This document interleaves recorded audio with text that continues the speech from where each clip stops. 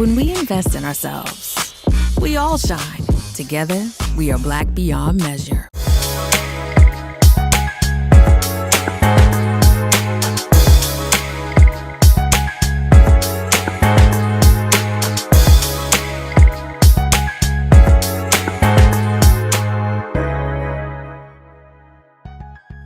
I'm Deborah Owens, America's Wealth Coach, and it's time to get wealthy. You're going to learn exactly what you need to know and do to finally achieve the level of financial success you desire and you deserve. It's one thing to have a seat at the table and a whole nother level to be on the cap table of a future unicorn. That's right, we're talking venture capital today.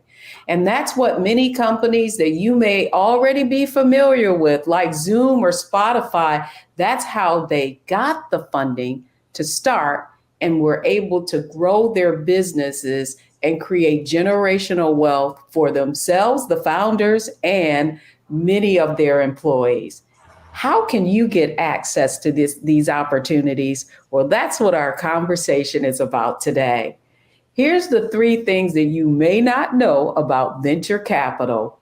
First, in 2021, there were over $300 billion in venture capital deals. But here's the sad part is that women received only 2% of those dollars, and Black founders received less than 12%. And that's why I'm excited to having a conversation on Get Wealthy today with Leisha Bell. She is the co-founder of Blacks or BLX VC, an angel syndicate of moms funding Black and brown founders. She's also part of one of the founders of Women Color Capital Collective. But most importantly, Leisha is a tireless advocate for diversity, financial inclusion, and educational access. She's a first-generation college graduate who received not 1, but 2 MBAs from prestigious universities like UC of Berkeley and Columbia Business School. She's also the lead on PayPal's $530 million commitment to Black Lives Matter and serves on the advisory committee for PayPal Ventures. And Lisa is here on Get Wealthy with us today. Welcome to the program, Leisha. Thanks for having me. Hello, hello. Well, I want to have a conversation with you, not only about venture capital, but really about your own life. One of the things in reading about your phenomenal career, and I want to give you due, is that you say that being the first one in your family to attend college, specifically a prestigious university like the University of Southern California, changed your life. How so? Even though I'm from South Central Los Angeles, I never stepped foot on a campus of USC until orientation. And I was unaware about the access that I would be given just by entering that university, gaining a network of well-established individuals, gaining the academic intellectually to feel like I could compete in the world, and getting that confidence to really execute on my dreams was really grounded all by going to that university. So, that changed everything for me.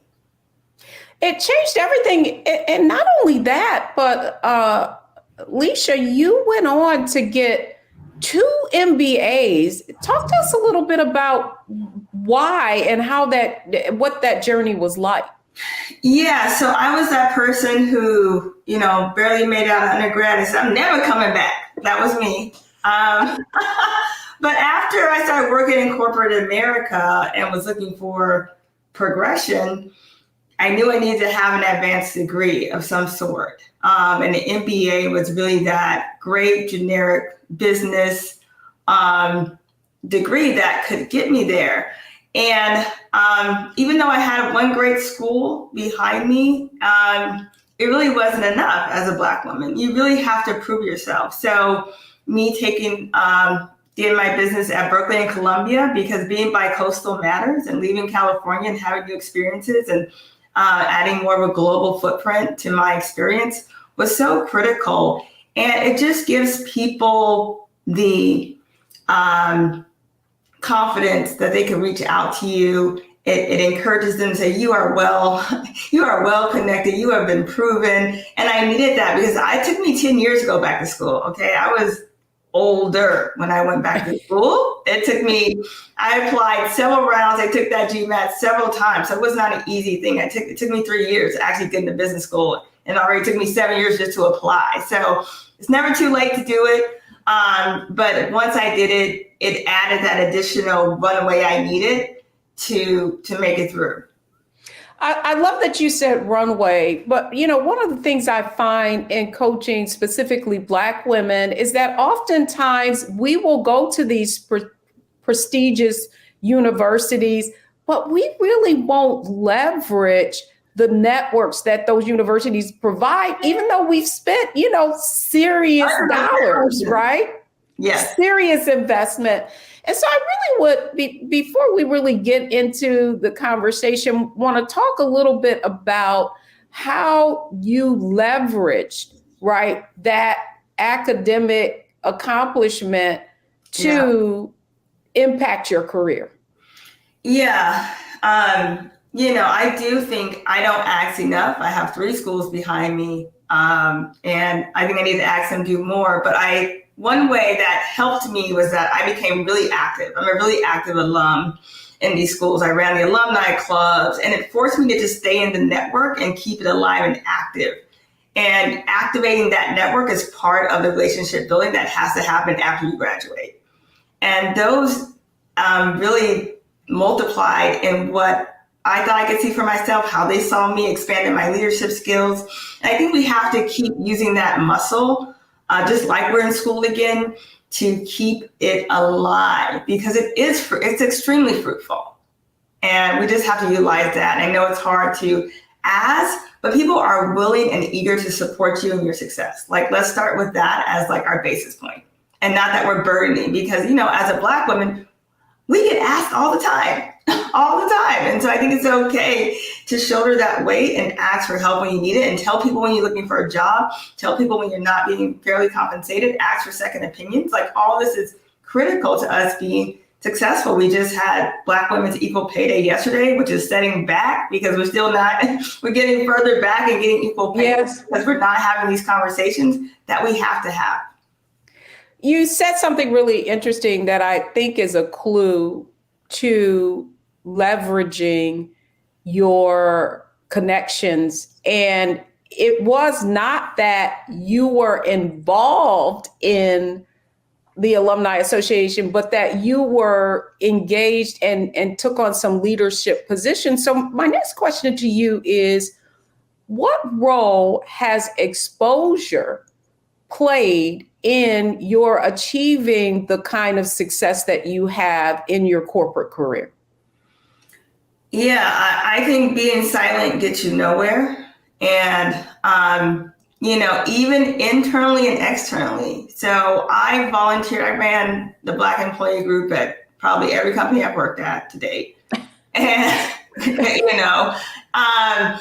but I was forced to speak out because so many employees were telling me their stories of internal racism, inequities in the company, and I was to be that voice because I had access. I always joke, I'm not at the bottom, I'm not at the top, I'm somewhere in the middle. I can push through. And I do believe we have to speak up, and I tell people, you have to write it, you have to say it. And that's how we push our own narratives out there. I own my own social media. I push the stories I want about myself and my people to see, because I am a lot of people's only Black friend. And I know if I don't tell them, they don't know. I mean, I had one colleague said, Lisa, you're the only Black person I know that talks about. Well, we got to change that. So you said something interesting there. And I feel like I know in my corporate career, I was, quite vocal And I do feel like there is a feeling for Black people, Black women, that if they speak up, that there's going to be backlash. And I wonder if you can give some insight on how to say what needs to be said in a way that can be received in the right way, so that people don't feel like they're being attacked. Yeah. So I would say I started off, being angry, unable to control my emotions, having rage. And I've had Black aunties at work pull me like this and say, girl, you better get it together. So I've finessed my craft over time with maturity and wisdom, and learning how to articulate a non-threatening but very direct and very action-oriented message. And that's why I tell people I write. I wrote a business plan on the 535 commitment. I wrote a why, here's a proposal, here's some next steps. Like, people respond to that in a meaningful way. And I think you just have to not, kind of soft, and then you go in. But when you write it, it's very precise. I think when we talk, it's super emotional, and it's hard because this is our lives and our lived experience, but it's not everybody's. And so we have to get it to where people can understand it and to digest it and receive them and give them that time and space. Like, I do think it's something that I've worked to craft over time. That is so good. That is great advice. That's a great takeaway. And that is to write it down, make it plain before you voice it. And, I remember this anecdote, if you will, that said, is it kind? Is it nice? You know what I mean? Like, is what you're about to take out of your mouth, say in words, does it meet this criteria? Love this. When we come back, the formula financial success that we use on Get Wealthy is mindset, strategy, and execution. And I want to have our conversation in that framework, but more about you personally giving. I think you're a great example of, and that you can share with our audience, particularly Black women, how they can navigate this, pretty, challenging work, social environment to achieve financial success. So when we come back, more of our conversation with Leisha Bell.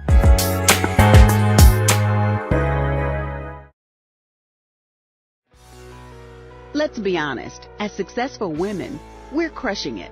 Maxed out 401k and Roth IRA? Check. Aggressive savings and investments? Check. Yet, the freedom our success was supposed to buy can leave us stuck on the six-figure hamster wheel, watching retirement slip further down the road. There's another way. Get coaching courses and community at wealthyu.com. When we invest in ourselves, we're investing in what's next for all of us. Growing, creating, making moves that move us all forward. Together, we are Black beyond measure. When you talk about Blackness and what happens in Black culture, we're about covering these things that matter to us, speaking to our issues and concerns. This is a genuine people-powered movement. There's a lot of stuff that we're not getting. You get it, and you spread the word. We wish to plead our own cause. Too long have others spoken for us. We cannot tell our own story if we can't pay for it. This is about covering us. Invest in Black-owned media. Your dollars matter. We don't have to keep asking them to cover our stuff. So please support us in what we do, folks. We want to hit 2,000 people, $50 this month, raise $100,000. We're behind 100,000, so we want to hit that. Y'all money makes this possible. Checks and money orders go to P.O. Box 57196, Washington, D.C. 20037-0196. The Cash App is $RM Unfiltered. PayPal is R Martin Unfiltered. Venmo is RM Unfiltered. Zelle is Roland at RolandSMartin.com. When we invest in ourselves, we all shine. Together, we are Black beyond measure.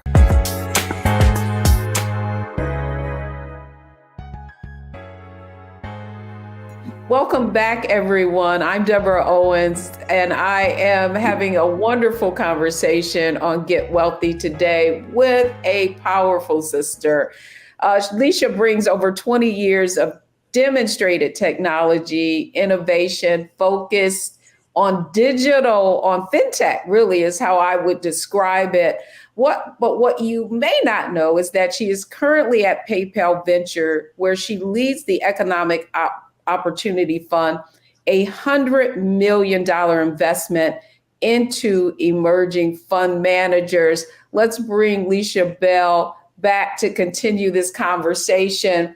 And I want to start with mindset. Now, come on now, Leisha, you're in tall grass. Now, and so what I want to know is, like, when you're with your colleagues, are you one of many or one of a few? I've always been one of a few, unfortunately. So tell me why you think that is. So one, I'm a Black woman in technology, which is rare. So I have a computer science minor. I'm a STEM person by trade. And, you know, we have to get more of us into STEM. I mean, that's just point blank, period. Number two, I'm in fintech, you know, which is another niche of a niche of, you know, women in payments, women in transactions. You know, I know very few people who do what I do, and that's very unfortunate.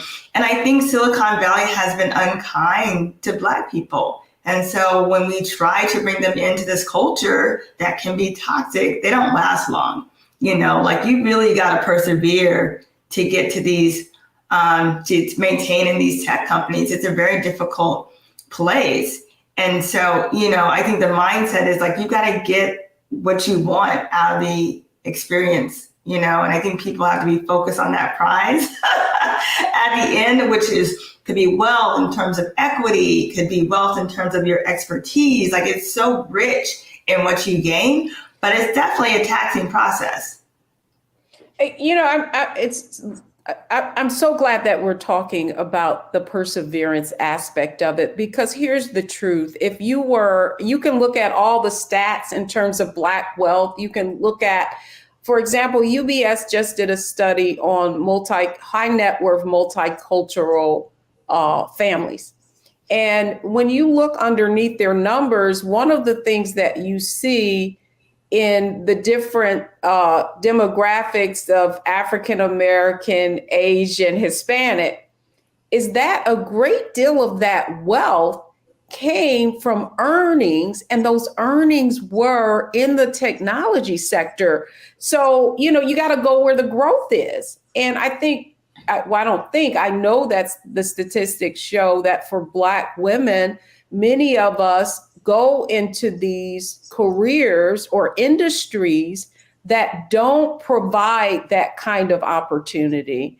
And so my question to you is, particularly for young women and for parents who are watching this program, what advice would you give for how more Black people, Black women, can thrive in this sector, knowing that it's very competitive, and it's not going to be just competitive for a Black person. It's going to be competitive for everyone trying to find their way?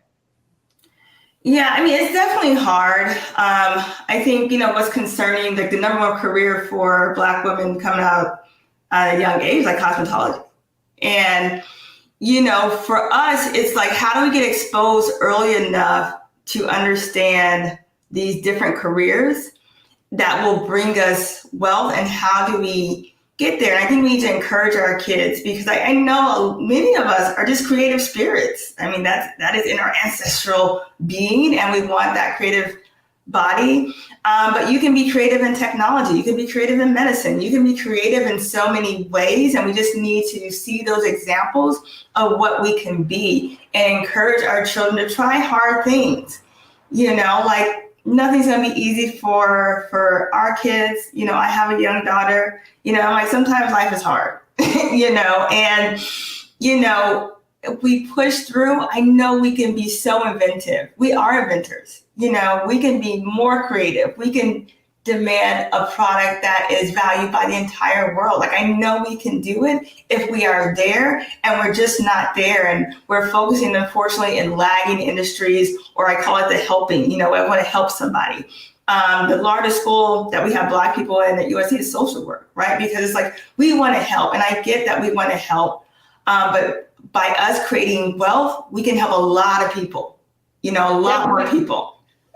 That's exactly right. And so to that end, I do feel like it is exposure, right? Like you can't, if you look at families and if you look at generational wealth, one of the things that is fascinating to me is how many physicians, their children become physicians, right? How many computer scientists, how many mathematicians, and I would say that I believe a huge part of that is simply exposure, and it no longer seems hard because it's familiar. Okay, now so now I want to go back to you, because you are a first generation college student, and yet who influenced your path into computer science?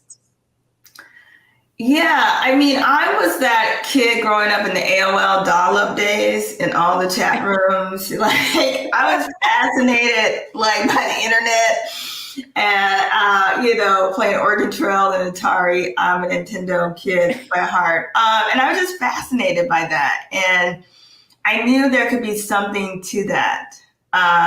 Like digital, like being on screen, building something, creating something. And and it was during like the .coms boom or bust, whatever you call it, but I knew there was this movement. I was in LA, I knew in the Bay Area, there was this hot movement of things going on, and I wanted to be a part of it.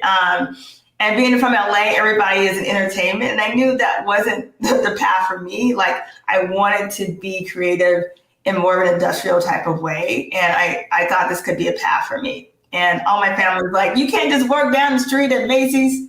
Like, yeah. But to that end, though, I'm interested, though, like you were interested in tech. And if we look at the stats, what we see is that Black folks over-index in usage of tech, right? Particularly, you know, our young folks, we are doing a lot of creative things, but we may be on the software side, we're not on the hardware side, right? And so I would love your views on your perspective on what needs to happen in order to expose our youth and younger folks to what careers could be if they actually understood how to build it rather than just play on it. Yeah, great point. I mean, we are the early adopters of a lot of these technologies, and we help these companies build their companies, honestly, without the equity. If you look at a company like Clubhouse, 100 million, I don't know, it might be billions at this point, valuation, and how Black people took that platform and curated conversation and led town halls. I was like, how many Black people on the board of this company? How many Black Twitter? Right? Like, Black Twitter. Who's on Jack Dorsey's executive? Like, we need to question all these things and say, can we build it ourselves, or can we get equity stakes? Can I go work for that company? My kid likes Roblox. Okay, I'm like, here's some Roblox stock. Maybe you should go work for Roblox. You know, like, we have to get in the game because we are using these tools and we understand how they work and we understand how to market them. I mean, we're doing free marketing. This is free labor that we're doing. Nobody's paying us to like tell people how to use these tools and make them great. That's exactly right. And you know what? Great transition into our next segment, which is strategy. So I really want, when we come back, to talk about the strategy that Black folks need to take in order to shift from being that consumer to that owner, right? That earner into that shareholder, right? When we come back, that's the next part of our conversation. Don't go anywhere, folks. This is Get Wealthy right here on the Black Star Network.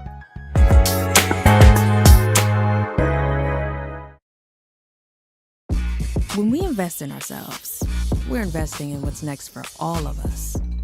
Growing, creating, making moves that move us all forward. Together, we are Black beyond measure. Hi, I'm Dr. Jackie Hood Martin, and I have a question for you. Ever feel as if your life is teetering and the weight and pressure of the world is consistently on your shoulders? Well, let me tell you, living a balanced life isn't easy. Join me each Tuesday on Black Star Network for A Balanced Life with Dr. Jackie. We'll laugh together, cry together, pull ourselves together, and cheer each other on. So join me for new shows each Tuesday on Black Star Network, A Balanced Life with Dr. Jackie.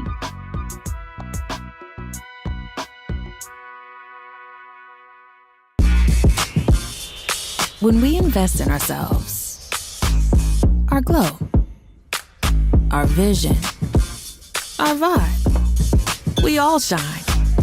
Together, we are Black beyond measure.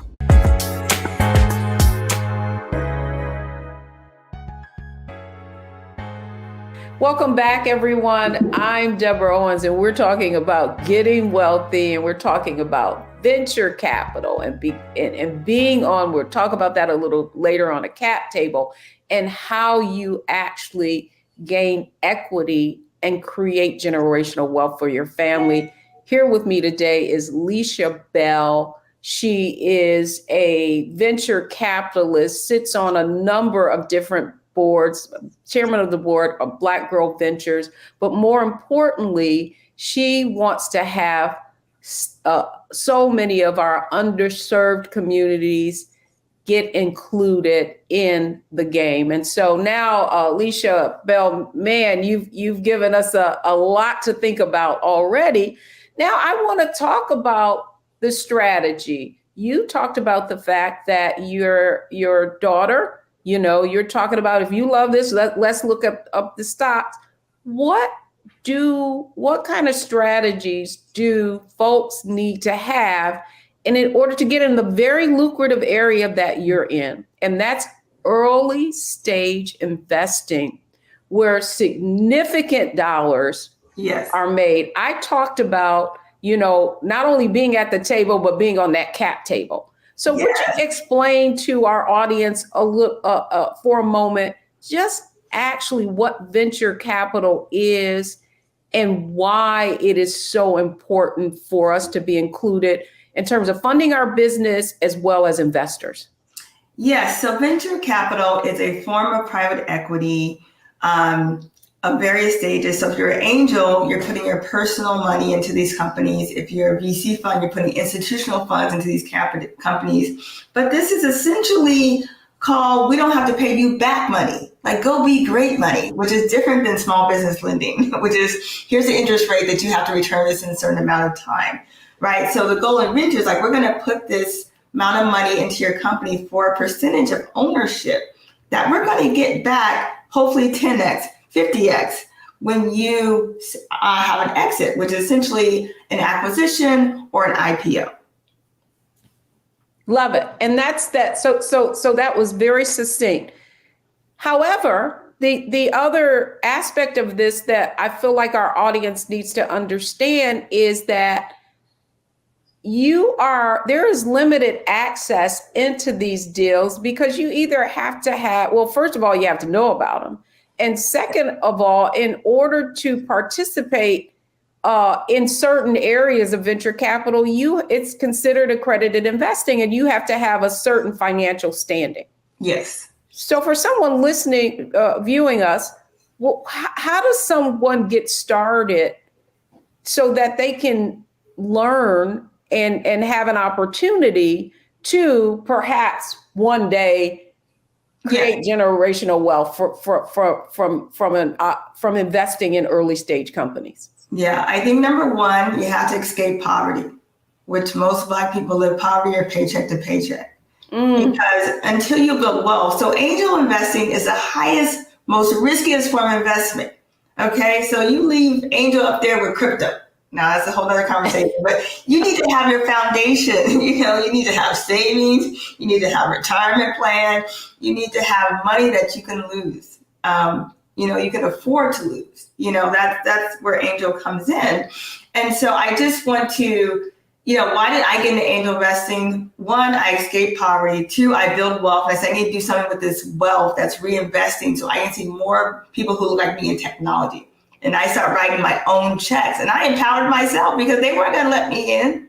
I said, well, here's my pedigree. Here's my Ivy League this. I'm in Silicon Valley. I'm in Sand Hill. All that didn't matter for me. So I just wrote my own checks, and that's really. When you say you wrote your own checks, explain what that means. So you couldn't get in the big deals. So you started writing, taking your own investment capital and investing it in early stage companies, but as an angel investor, as opposed to have someone inviting you into a deal. Exactly. So most marginalized people, the first round is called friends and family. And most of us don't have friends and family that have about $200,000 to just write a check. We don't have that. And so we rely on what we call angels. And so angels are accredited. You do have to have $1 million net worth or earn income of $200,000 a year, $300,000 if you're married. And with that qualification, you can write your own checks and say, I'm going to personally invest in you. I care about this business. I'm going to back you. And so once I write my check, you're going to be great because I'm going to ensure that you are great. I'm going to get you to later stage funders. I'm going to back you in all the ways to make you successful because it's very personal. It's my own check. It's not what they call OPM, other people's money. It's my money. And I want you to be great. And so that's the difference in an angel investor versus the institutional investor. And so to that end, I think what we also need to help our audience understand is for Black businesses, and I stated that number, $300 billion in VC deals last year, only 2% to women, and then only 1.2% to Black founders. Traditionally, if you're an entrepreneur, you probably did what I did, bootstrapped it, use some of my retirement savings, leverage some insurance cash value to really, keep moving forward. Yeah. How can more Black founders position themselves so that they can get angel and equity investment?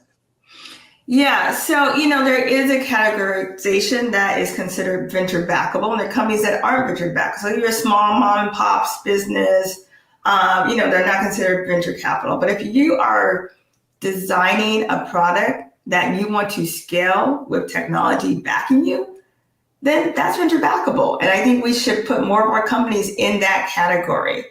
And, bootstrapping is not bad. It's not a bad term to build by yourself. But when you have a product, or we call it MVP, or something that's viable that you can sell to other people, that's when we have to shift and say, okay, how do I scale faster? How do I reach market? And I think we have more companies that could be in this category that people are saying, oh, no, it's not that, it's not this. And you have to try. Well, tell me about it. As someone who personally pitched a fintech product, who had experience, great corporate background, already a product where people were buying it. And I mean, it was crickets. I felt like I was invisible. Here I am, this middle-aged Black woman who just stood out, like a sore thumb, if you will. And it's like nothing, great presentation, great idea, great, great this and great that. And so I do feel like that many of us are out here pitching, and we know that we have a scalable idea. We have proof of concept. Yeah. So I guess my question to you is, in terms of a non-technical founder, right? Yeah. Wanting to transition into the tech space, what advice, because that's when you can scale, right? And that's when oftentimes investors do see unique potential. What advice would you give them? Yeah, and Deborah, I'm giving you a virtual hug because I hear Black women's tears and frustration every day, right? And I'm like, give me a hug. Just give me a hug. Because it is hard. It's not because you're not qualified, you don't have a product, right? It's because they're writing you off. They're writing you off and say, oh, you're not technical? Huh.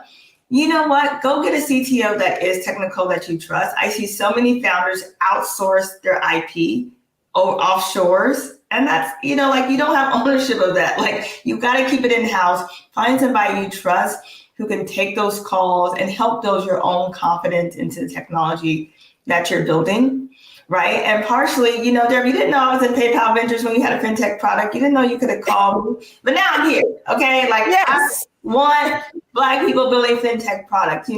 We try to seek that. And 2 years ago, there was like less than a handful of Black and brown people building fintech. Like, it was. And the exciting thing is there are a lot of people, not only not Black founders building fintech, but also a real opportunity in diaspora, right? So there's a number of products coming. And here's what's really interesting about Africa, I think, and the Caribbean and and the like, is that those are some unique opportunities, huge markets that are being underserved. And yet that opportunity, I remember I sat on an advisory board from some folks who were in the Caribbean who had payments, right? They were thinking about how they found it so difficult for anyone to pitch to and to just get that first even seed investment. Right. What advice would you give to someone like that who's listening to this program? That's why we need Black angels. We have to seed ourselves. We have to be the first check in. Typically with my investments, I'm handing off to non-Black people after that. But I first check in, I've de-risked it, and we have to de-risk our own ventures. I believe in it. I understand the concept. This makes sense. And we have to validate each other, because we're seeking validation from people who don't understand our walk. And it's too hard to digest. This is actually a problem. People are like, I didn't know that being in the bank was a problem. Yeah, because you always had a bank account your whole life with money in it. Like, you don't know when we got to go payday lending or direct deposit advance every paycheck. That's not your reality. Yeah, and I love this conversation. See, we could go on and on and on because this conversation to me is so important. And my takeaway really is that if it is going to be, right, we have to roll up our sleeves and do it for ourselves. But at the same time, we still have to have access to the knowledge that you're given, Leisha. When we come back, we're going to close with execution. Folks, don't go anywhere. We're talking venture capital, equity. We need to lean in so that we can take ownership of our financial success.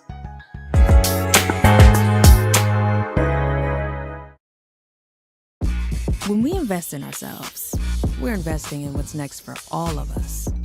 Growing, creating, making moves that move us all forward. Together, we are Black beyond measure. When you talk about Blackness and what happens in Black culture, we're about covering these things that matter to us, speaking to our issues and concerns. This is a genuine people-powered movement. There's a lot of stuff that we're not getting. You get it, and you spread the word. We wish to plead our own cause. Too long have others spoken for us. We cannot tell our own story if we can't pay for it. This is about covering us. Invest in Black-owned media. Your dollars matter. We don't have to keep asking them to cover our stuff. So please support us in what we do, folks.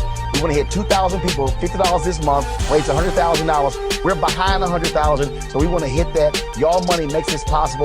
Checks and money orders go to P.O. Box 57196, Washington, D.C. 20037-0196. The Cash App is $RM Unfiltered. PayPal is R Martin Unfiltered. Venmo is RM Unfiltered. Zelle is Roland@RolandSMartin.com. When we invest in ourselves, we all shine. Together, we are Black beyond measure.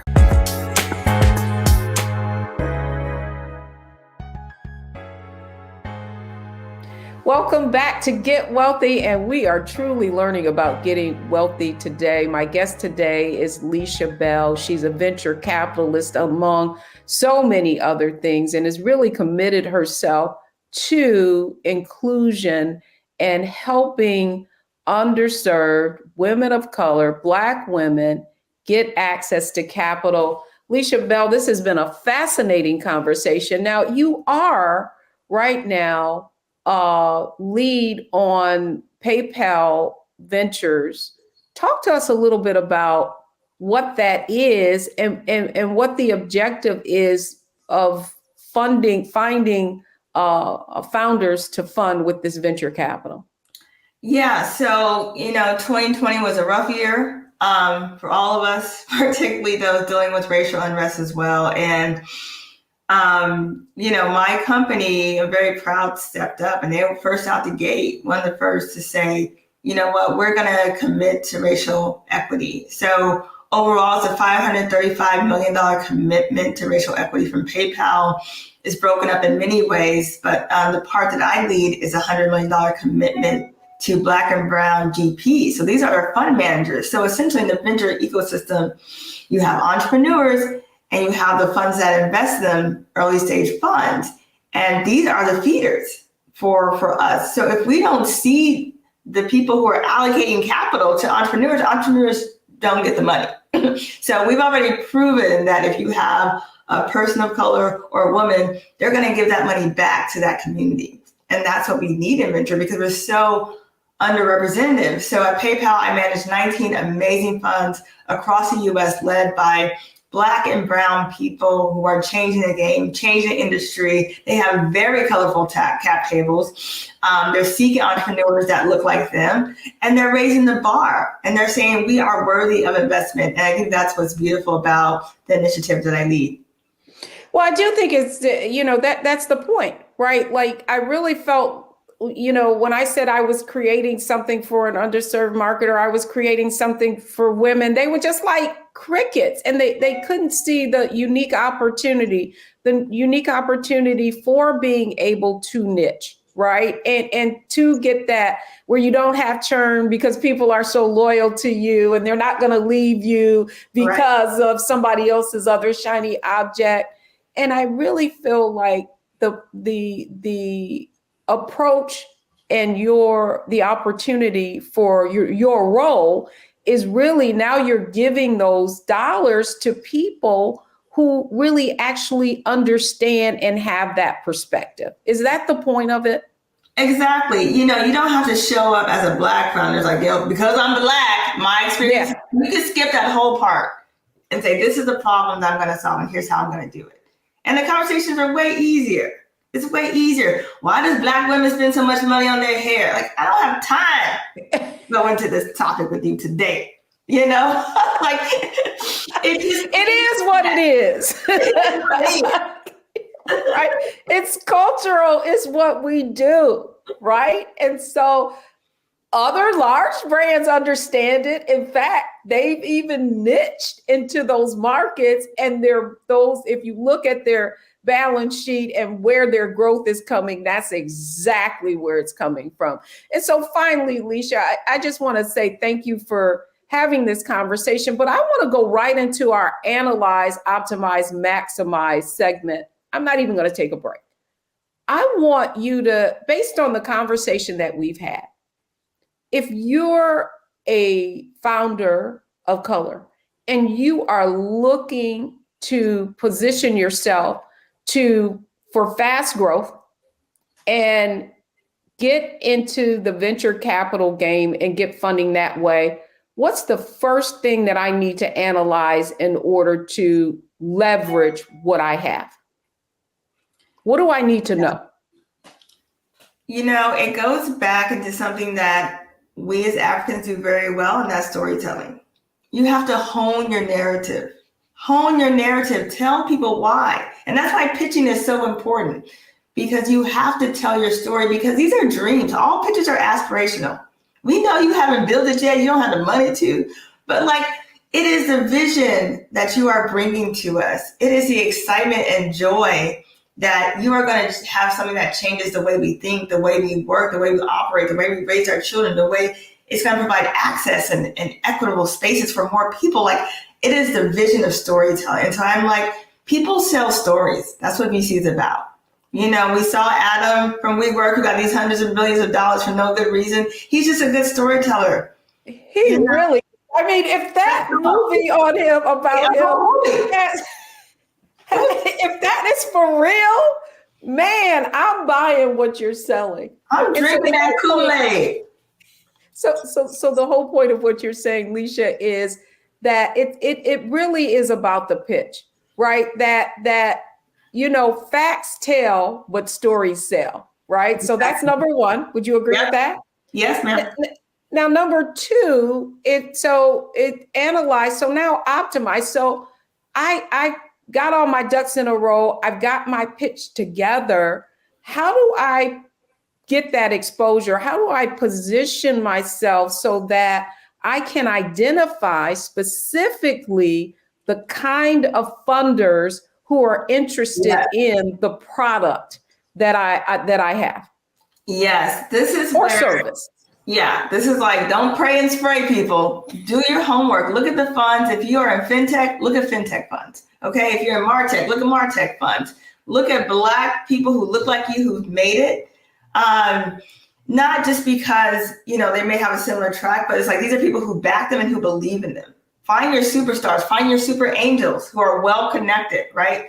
And accept the things that you can't change and find people who can change them for you. So if you're out of footprint, which means you're in Mississippi, Alabama, all right, there's not many VCs there. Find somebody in your network who is in the spaces where money is flowing and get that money to flow out to you. You know, like, be creative and go get it. Like, go get it, be bold, ask for help, tell people what you're doing, you know, like, put it out there and be measured, because, you know, our founders burn out all the time. You know, we're in a crash and burn moment right now with founders because they're just exhausted because they've been turning chasing that money, and we got to be more strategic. And great advice. Great advice. It's not working harder. It's working smarter is the point that you're making. Exactly. And then finally, to really maximize opportunity and to position yourself so that when someone invests in you, that you're able to become a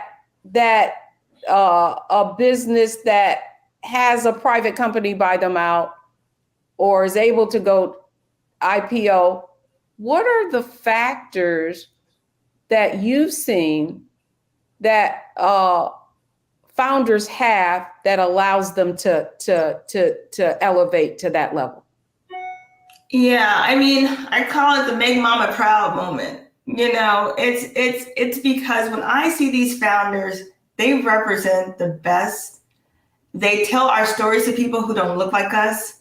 They elevate our worthiness and our value, and they're paving the way. So when I see those people out, whether it's Twitter, LinkedIn, in real life, telling our narratives and telling their stories of worthiness, it's really pushing the whole ecosystem, you know? So even when I see Rihanna and her billionaire unicorn status, it makes me proud to know more Black women can be in beauty and excel. You know, like, it is inspirational. And they're doing it in ways that people never thought we could do. When I see Lizzo saying, we're going to get the big girls in here, we're going to get some shapewear with, like, partnerships. Like, those things expand the market. Our markets are underserved. I'm an investor in Young King Hair Care, which is about little boys' hair care. Black boys have hair too. There's no product for Black boys, literally on the market till they came on. It's like, this is a market that needs to be served. And we are so underserved that there is so much opportunity. And I love to see when founders disrupt these narratives that we don't need it or doesn't exist or it's not necessary, because it is necessary.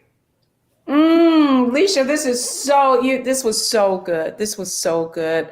I feel like that you're just barely touching the surface, and that the more exposed our community is to the different ways that you can build generational wealth faster, right? So it's not necessarily always, compound growth or, invest. There are other ways through which wealth is created, right? Yeah. And what is required is for us to think larger. So just leave us with one nugget of wisdom. Be your best, bold, courageous self. That's why I just hope for all of us, that we can be seen and exist in how we want to live and be seen and be valued for that and be respected. Alicia Bell, thank you so much for coming on Get Wealthy and sharing your own personal story, your wisdom, and how you are paying it forward to others. Thank you for having me. Thank you. Well, folks, I hope you've enjoyed this conversation and have had the opportunity to see that there are all different ways to not only build your company, get funding, but also to build generational wealth. When we come back, the 3 takeaways from today's show.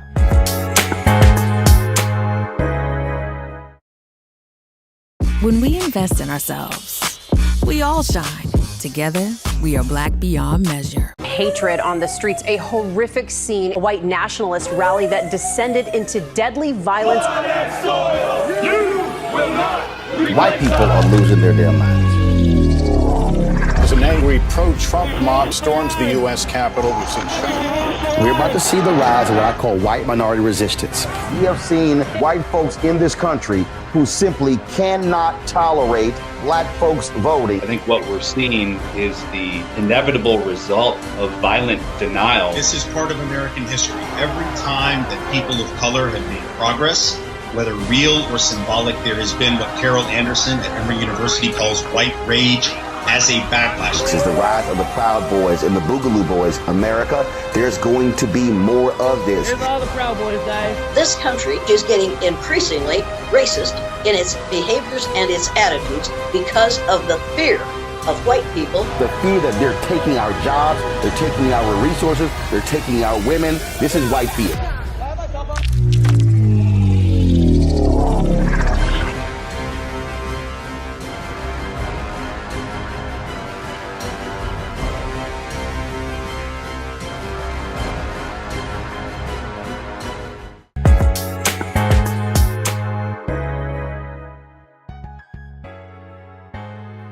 Welcome back, everyone. I hope you have enjoyed Get Wealthy today.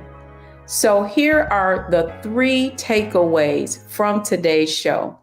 Number 1, we have to really position ourselves in industry that are going to allow us to build wealth. Number 2, we've got to escape poverty so that then we have the opportunity to write the checks and be able to invest to build wealth. And then finally, and most importantly, we need to work smarter and not harder. That's going to do it for this episode of Get Wealthy, only on Black Star Network. I hope to see you right back here next week.